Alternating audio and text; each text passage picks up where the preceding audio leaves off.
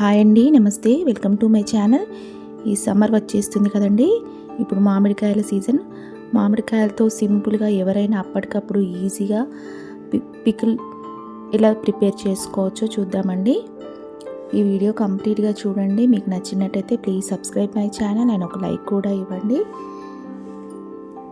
ఇక్కడ నేను 2 మామిడికాయలు తీసుకున్నానండి. 1/2 kg అవుతాయి. ఇవి ఇలా పొడవుగా కట్ చేసి పెట్టుకోండి సన్నగా. మీకు ఇష్టమైతే వేరే షేప్లో అయినా కట్ చేసుకోండి. ఈ మామిడికాయలకు నేను ఇక్కడ 1/2 గ్లాస్ కారం తీసుకుంటున్నానండి. 1/2 గ్లాస్ ఉప్పు, మీకు రుచికి సరిపడా ఉప్పు కారం వేసుకోండి.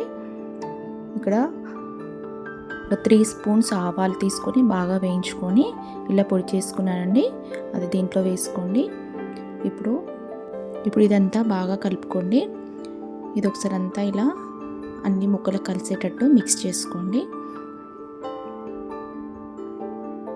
ఇలా మిక్స్ చేసుకున్నాక దీంట్లో ముందుగా నేను మెంతులను వేయించి పొడి చేసుకున్నానండి. ఆ మెంతి పిండి కొంచెం చిటికెడు వేసుకోండి. ఇందులో 1/2 స్పూను మెంతి పొడి వేసుకోండి.